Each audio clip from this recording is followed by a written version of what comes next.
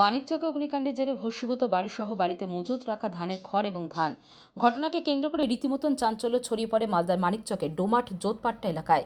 জোতপাট্টা এলাকার বাসিন্দা ঝাল্লু মণ্ডলের বাড়িতে অগ্নিকাণ্ডের ঘটনা ঘটে। জানা গেছে মঙ্গলবার দুপুর নাগাদ হঠাৎ করে তার খড়ের ঘরে আগুন জ্বলে ওঠে। কোনো কিছু বুঝে ওঠার আগে আগুন ছড়িয়ে পড়ে।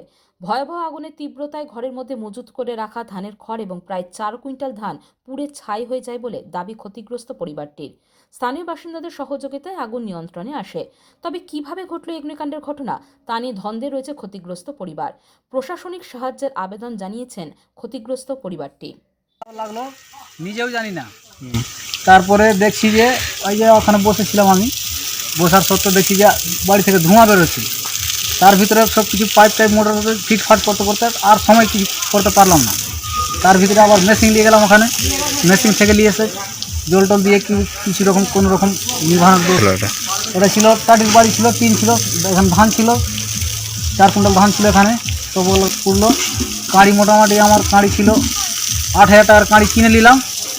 আর প্রায় বাড়ির কাঁড়ি মোটামুটি 20,000 টাকার কাঁড়ি ছিল। ধান মোটামুটি 10 মণ। আগুন লাগলো কীভাবে তো ওটা আমি নিজেও জানি না, বাড়িতে তো লোক নাই।